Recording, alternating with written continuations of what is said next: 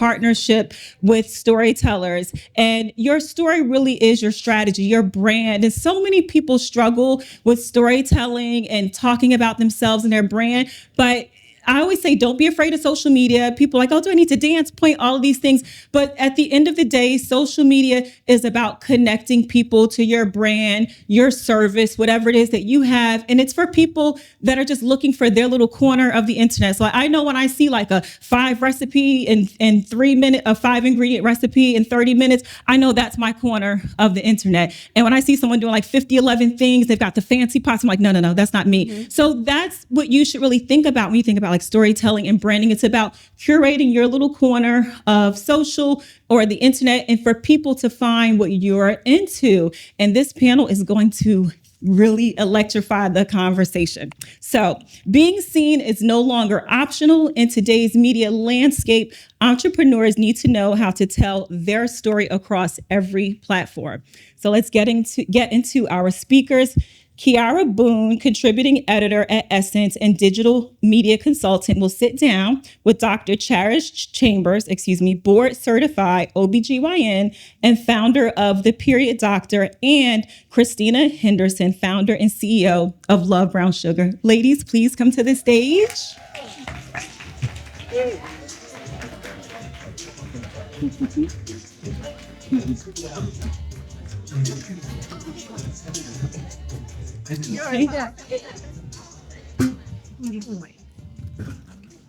Everybody, mic on. Mic on. Okay. All right. One band, one sound. All right. Where are we just nice? I'm so excited to be talking about storytelling today. Storytelling is the core of my whole career, and I can't get started without the librarian who gave me extra computer time. Hi, before there was Keyaira from Essence magazine, there was Keyaira from the Union Cannon. You're talking to the editor-in-chief of the Union Cannon newspaper from Union High School, Union, New Jersey. But let's get into the internet where the career that actually paid coins started. So before I go on a trip, I don't know about you two, but are you big travelers? Yes. Okay, so I love traveling. Before I go on a trip, TikTok is where I look. I want to find out what the restaurant actually looks like, how big the hotel room really is. And people dream of working with creators like Jackie Aina and Keith Lee to help them discover their products, to help people find out who they are. Those are the top of the top of the top of the internet. But when I'm planning a trip, I don't necessarily look to the top of the top of the top of the internet. I want to see what the everyday person's experience is like at a restaurant or a hotel. So I go hyper local. What are the benefits of working with a hyper local creator instead of the Jackie Ainas of the world? I'm happy to take it. So for you guys that don't know, I am very proud to be on the WIT PR team. I'm the VP of Talent and Experiential. And in my past life, I was a full-time content creator. So this conversation is very near and dear to my heart.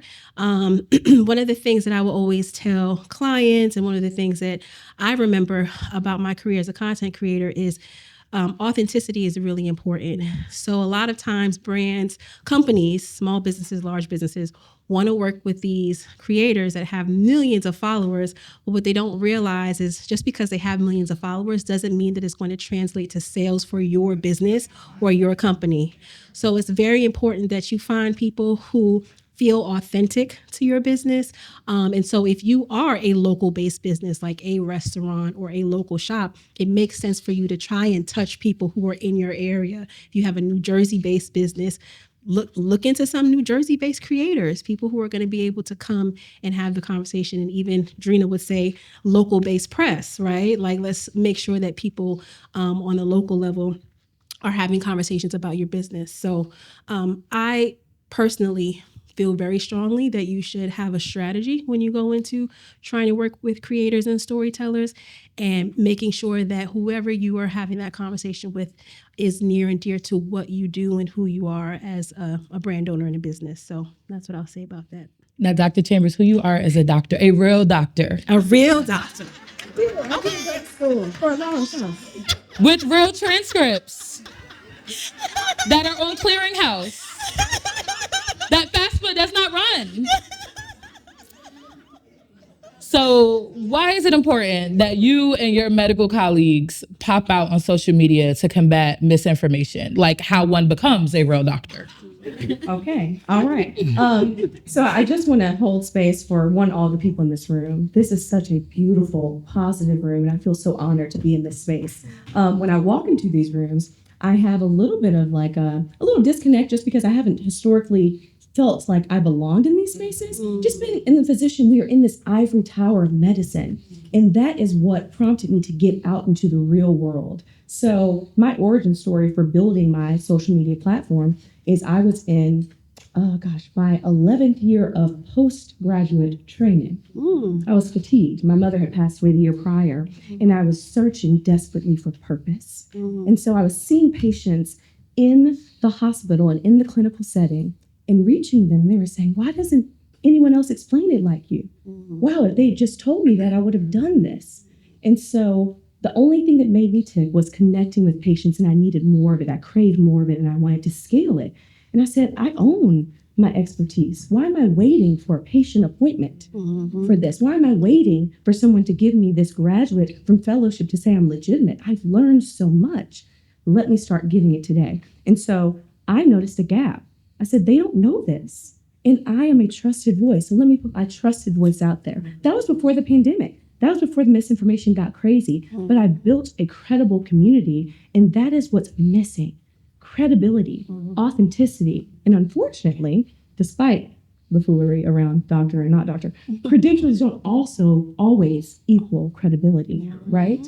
You need people that consider you, and not as an afterthought, as the first thought. You need people who care about your lived experience. And so I provided that, and so it was a natural progression for me. But today, more than ever, people who have expertise need to be out there. The loudest people, they ain't got the expertise, y'all.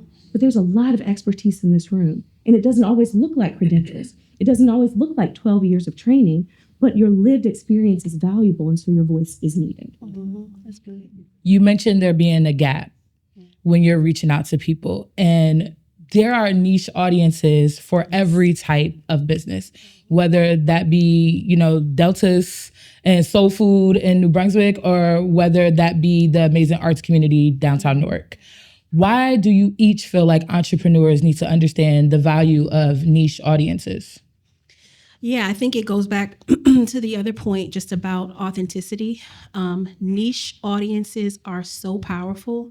If you have an audience like Dr. Charis, for example, anybody who's talking about period, who's talking about women's health, they need to come straight to her because she has built a community based around her expertise, and people are going directly to her page to get that information. So, I think the best way to approach trying to work with, creators or even pitching media, etc., it's about understanding how does this audience that I'm trying to reach connect with my business and brand, and how do I make sure that I'm very strategic about that, right?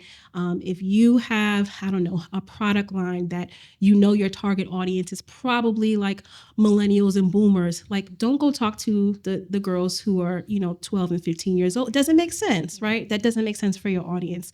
And there are so many creators that are so specific about who they talk about. It's just about making sure to do the research or partnering up with somebody who can help you build a strategy to understand like who you should be targeting. Because when it comes to content creation and ROI for a business, it really is quality over quantity. You don't want to go only for the people who have a ton of followers, because sometimes that content will fall on deaf ears. You want to talk to the audiences that make the most sense for your business. I want to chime in on that on Salacious podcasts and platforms as well. You may want to go on the more salacious show because they have a whole bunch of views. So you're like, you have millions and millions of views. If you're selling Bounty paper towels and they all live with their mothers and they don't decide what kind of paper towels goes in the house, then it really doesn't matter if you have millions and millions of views, because mama's sending you to the store to pick up what she told you to pick up. So you might want to reach the mom and on a podcast that only has 40,000 views, right. But that's where the decision maker in the home is living. Exactly. So if you're doing Home Depot, you might want to reach out to people that have homes. Perfectly said. Dr. Chambers, why do you think the value of a niche audience matters?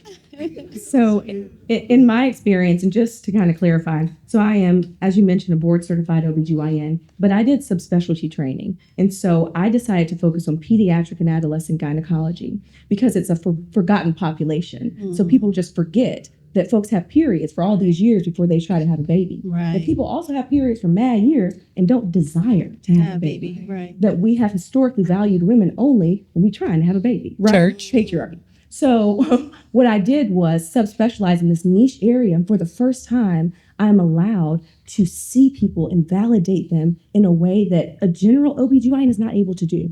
And so because I niche down, my view of them is that much stronger. They feel that much more seen. And so there's a depth to a niche audience. There's a depth to niche expertise. And so you don't have to be for everyone. One of my favorite things to do is say, I don't do that. Okay? It is one of my favorite things because I do what I do so well.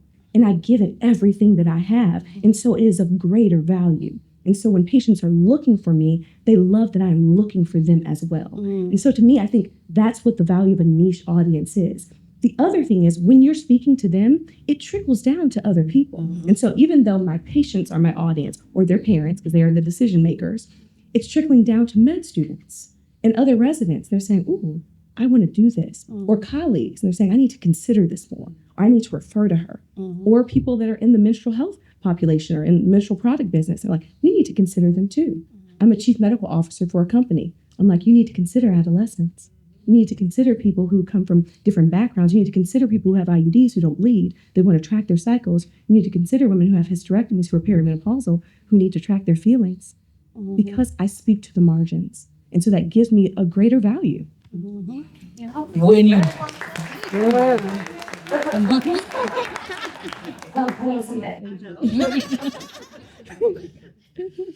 not only are you a doctor who clearly cares about your patients, you're a business owner. When do you think that businesses benefit from amplifying the story of the founder? And when do you think they should be separate? Yeah. So I think the best business stories actually have alignment in the story of the founder and the story of the users or the customers, right? Because my origin story was identifying the gap. The patients I serve and the clients that I actually are going to connect with fill that gap. And so there's that kind of synergy there.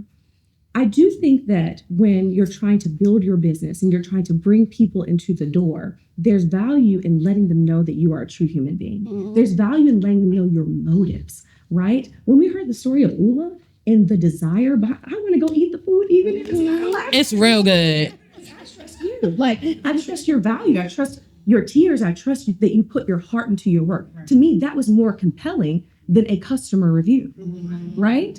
So there's an emotional connection to, I trust you because you are the leader and the visionary of this business. And so I know your standard. And then the customer review is, I'm just trying to be in this hotel room and I need to know, do they have big windows because I'm trying to shoot some content. Right? That's a different thing. So I think there's value in both parts, but the best value is when it aligns.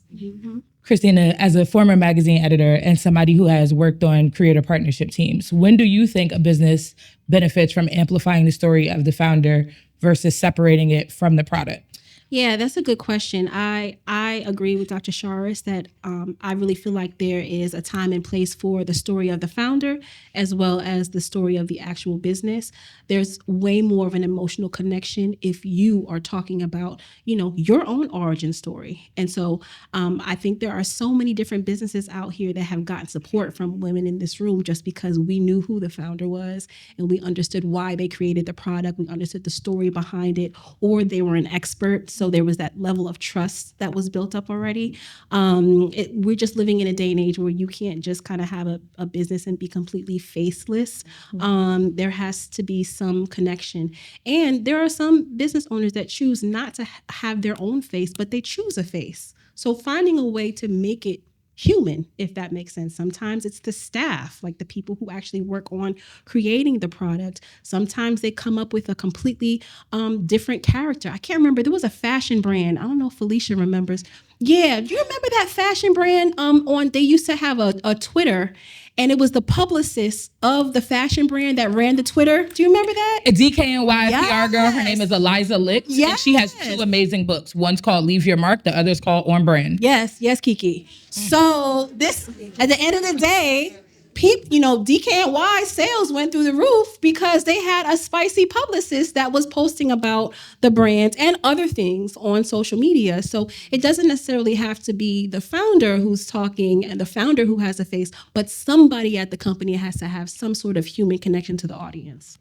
I would recommend that everybody read those books and also follow that as a case study, because this was a publicist who was in her mid to late 40s. And when they revealed, she was posting and tweeting like she was a 22-year-old PR girl. So she'd be talking about going to hot yoga. She'd be shading influencers and bloggers, and she would really be like going to look at private schools with her kids. No one knew. Only the people in the office knew what was happening. And it was a truly amazing prank that she pulled off on the whole fashion industry. Yep. But even then, when DKNY moved away from it, it stood out, and people are teaching it in classes today. It was really, really cool.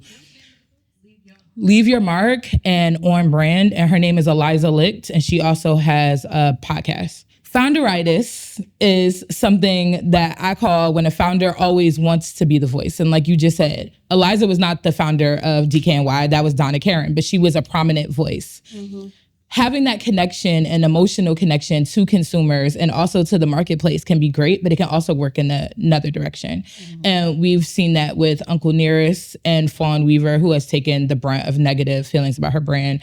Also, Pinky Cole has just joined Real Housewives of Atlanta, which has been great exposure for her and her companies. But Bravo fans are notoriously temperamental. Mm-hmm. So how does founderitis and the belief that you always have to be the voice of putting your brand front and center affect business owners, in each of your opinions? Yeah, I think it can be cumbersome, right? To constantly own that narrative and feel like you're having to put yourself out there in such a vulnerable way. To your point with Fawn Weaver, for example, having to address so much all the time. I think we already carry a lot, especially as Black women, the people in this room, mm-hmm. to carry the brunt of that, the temperaments of a variety of people with negligible, if any, expertise in your area, who've never walked in your shoes. People criticizing Fawn Weaver. They don't own a cat. Nathaniel. On a shot glass. And so it's remarkable what that can look like if you feel like you do have to answer to the larger population in that way, in a reactive way. And so I do think there has to be strategy, as you mentioned. Mm-hmm. The strategy is my story is valid, but I do it on my own terms. Yeah. I don't owe you explanations for every turn just because I have this business. Mm-hmm. And I think that's protective. I think that allows us to be sustainable in our businesses. And it gives us a place of reprieve from outside opinion. But, for me, I think it can work because if I'm building my own private practice, for example, and I am in Atlanta, stay tuned. I need to be the face of that and it makes sense. But if I was building something else, or maybe I was just founding something and I wasn't the expert in that, it wouldn't make a lot of sense for me to constantly inject my narrative into that space. Mm-hmm. So I think there can be a little bit of strategy there to hopefully guide you through. Yeah. And I think, Kiki, we were talking a little bit about this. There are some stories, for example, that you might pitch to a journalist. And if you want them to actually pick it up, there has to be some sort of expert or professional that's speaking on behalf of the company. And I don't know if you want to speak on that, Kiki, but if you have a hair brand, for example, and you're not a hairstylist, might not make sense for you to be the one front facing to pitch to the media, because they actually want to talk to whatever expert hairstylist you consulted with to come up with your hair product or whatever that looks like. So I don't know if you want to speak about that a little bit. I'm happy to speak about that because I get pictures from founders and representatives from founders every day. I'm not a business journalist. Jordan Holloman at the New York Times is amazing. Dominic Midori-Tavis at TechCrunch is brilliant.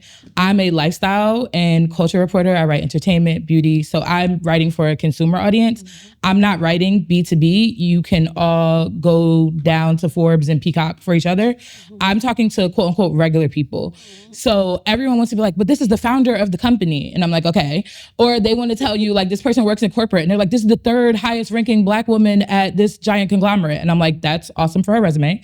That has nothing to do with my readership. My readership wants to know, how are we going to get our baby hairs to lay down like Keke Palmer's did? And who laid the baby hairs? And like, that is where their interest lies. They're not necessarily reading for that. Yeah. And sometimes it gets really difficult, especially when the founder's the one cutting the checks and they're leaning on their public. I have a master's in PR. It's a hard job. Let your publicist do their job. They know where to put you when, and they will make sure that the information makes sense. And sometimes when they tell you to say nothing, that is the best advice that they could give you. So it's really important to know who you're pitching, why you're pitching them, and when would be a good time to pitch them. But also, if they tell you that a story is not right for you, you hire people for a reason. You don't have to do everything. You started your own business to be a boss. So make sure that you let your representatives, the people that you contracted, and your employees do their job so that they can represent you and your company well. Don't always be like, well, the founder wants to put in. If you're not a hairstylist and I'm writing a hair story, then you're probably not a fit for that particular story. It doesn't mean that you're not awesome. It just means that it's not the right timing, which you gave me the perfect segue into my next question, which everybody thinks their story is worthy of individual attention. They want that screenshot to be able to put on Instagram. Meet the so-and-so founder that's changing XYZ. Unfortunately, the pace of news moves a little bit quicker. And sometimes we're telling larger stories. We might be telling a story about periods and gynecological health in Black women. And that might not center on you and your business, but Dr. Chambers, you might be the authority for that.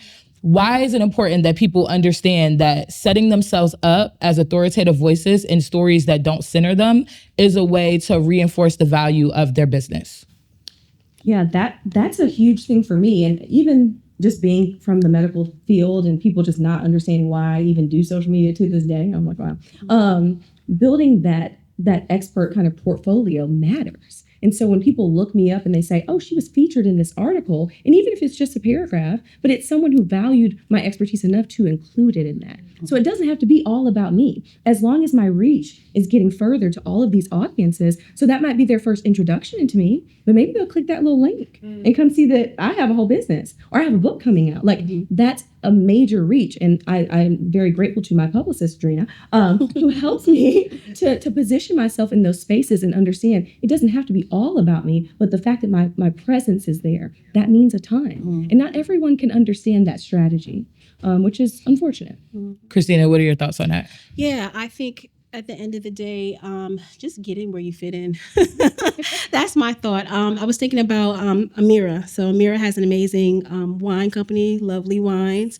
And so the first thing that popped into my head was, if there was a story, for example, that came out that was being pitched around like the newest, hottest rosés on the market or whatever, it would be good to talk to her. So the whole story is not about Amira. It's not about her founder story, but she has a rosé. So she's getting in where she fits in, and there'll be a link to, her products or whatever. So I think it's just important for you to know where can I fit in? It doesn't have to be all about me. The most important piece is there a link for people to purchase your product? And is it something that's going to come up on Google so that if one of the amazing editors that Keke is pitching wants to look up and see, have you gotten any press before? Do you have any expertise? That comes up and it gives you that extra level of validity so that they will want to feature you in a founder story. That is the first thing that happens. I have on my Substack, Key Takes, subscribe today. You can subscribe for free. But on my Substack, I have a story and it's 25 steps to getting your feature story published. And the first step in that 25 steps is, once you send it to me, I'm going to send it to my editor. And the next thing is going to happen is my editor is going to search it. And if there is nothing there, she's either going to, if she's in a good mood, come back to me and say yes. If she's in a bad mood, she's going to be like, this rapper's baby mama has a new lip gloss and I need you to Google that before 3 p.m. Like that's what's going to, she's not even going to respond because she's never heard of you and she's not going to take the time to put in. Not because she doesn't care, not because she's not a kind, empathetic person, because newsrooms are shrinking and everybody is doing more than with less. And she doesn't even have the time to consider you. Does everyone in this room know what GEO is? It is what is replacing SEO. I highly encourage you to look it up. And the LLMs, the Claude, the ChatGPTs, all these things are, sort of synthesizing the internet, and they are scraping what is known as credible sources. And if you're not out there, because it happens to me quite often. I write for multiple places, and everybody will want Essence. It's Black Girl Magic headquarters. It's an honor to be there. There's also amazing publications like Hello Beautiful and Black Health Matters and other places that are stepping stones before you get to Essence, because my editor at Essence is looking to see where else you've been. Mm-hmm. So it's really important that you not snub local media and that you not snub smaller media, because that makes a huge difference in how you're perceived by the people who are making the decision whether or not to give me the yes to tell your story. Mm-hmm. So you should think about that. Christina, you've been on every side of storytelling as a full-time content creator, as a magazine editor, and now as a VP of talent and experiential. How's the audience gotten more savvy since you started your career? Ooh, people know these days. They be knowing. They know if something just don't look right, if it don't feel right. They know if a creator has just been paid to say something and they don't actually care about the product. They are very savvy, a lot more than they were years ago. When I remember when I first started creating content, man, people were out here making all types of paychecks just to talk about toilet paper. You know what I mean? But in this day and age, I think audiences are now privy to how content creators make money. They're privy to how, celebrities make money off of brand endorsements, and they're becoming more discerning. So it's really, really important, again, to go back to having those authentic conversations and making sure that you're working with somebody who genuinely cares about your brand, tried it and really liked it. You don't want to just work with somebody for the followers or write a check for them, because most of the best, press and promotion comes from people who actually genuinely love it. Like their videos go viral because they're like, girl, I done stumbled into this store and I love this. You know what I mean? That's what people care about. So it has evolved a lot over time. And even like you said about having a connection to somebody and then it going awry, you could end up having this face of your brand who loved it as first, and then all of a sudden people hate it because of the person attached to it. So you also want to make sure that you're diversifying and you don't hinge all of your success or all of the things that you're doing. Say their names. No, I'm just kidding. On one person. People getting canceled every day. So just make sure that you are diversifying the people you work with. Dr. Chambers, how do you remain authentic as a creator while still using strategy to reach your audience? Yeah, so I think the best part about being a creator, I call my page the period doctor. It is just me. Like, it's what I do. And so I don't have to become anything to show up on my page. Mm-hmm. It is the life that I live. And so I briefly did some social media coaching for other people in the medical industry that wanted to get into social media. They were like, well, how can I post about my kids or my, hobbies if I'm just talking about, neurology, for example? And I'm like, well, how do you exist in your daily life as a human being who has kids, who shops, who travels, who also is a neurologist, right? Like, authenticity to me is not co-opting the corporate world that makes us shrink to fit into these molds for something that we're building for ourselves. I created my social media so I could show up authentically. How dare me change it so that I have to show up like I did all throughout those years of training, where I had to be less of myself to not distract from the fact that I was capable and was there to learn. And so part of my authenticity is creating this space of joy and euphoria that allows me to have a sustainable presence, because I can show up as I am. So I can show up as a grieving daughter. I can show up as a new mom. I can show up as someone who's just grateful the Lord gave me a husband after some years, because it took some time, and show up as someone who was unsure about the writing process. All of that is good enough because I'm good enough as I am. So I think people need to understand that that's what authenticity is. I think that's a perfect place to stop. Yes, it is. Does anyone have any questions? So for someone who has a story and is like a small business that doesn't have a budget for PR, what are some of the things that you would recommend for them to, like you said, become the authority and start to build their name so that they can actually hire someone for PR? Yeah. I think the first step is doing a social search to see who your people are. So understand what your product is, and who is the audience that you want to serve, and then do some research to understand who are the people who are talking about this thing. What type of business do you have, if you don't mind me asking? So I am a massage therapist that was a spa, but I'm actually moving over into opening up a healthcare facility. Nice. Okay. So right now you have a spa. I would start with spas in New Jersey, right? Who are the people that are talking about all the amazing spas in New Jersey? Who are the people that are talking about going to a medical facility similar to what you have? And then see if there are ways that you can work with them. So many people who have niche and authentic audiences don't have a ton of followers, and they're very open to working with all different types of businesses. So you might not have the money to invest in PR, but you might have the money to invest in having them come and do a visit for free in exchange for a post.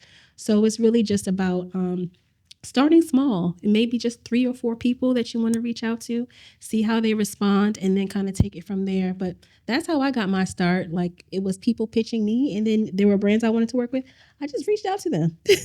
Courtney's nodding. She know. You start small, and then you build from there.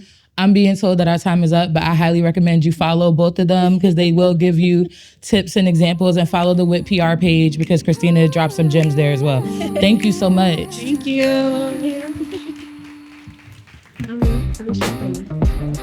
I'm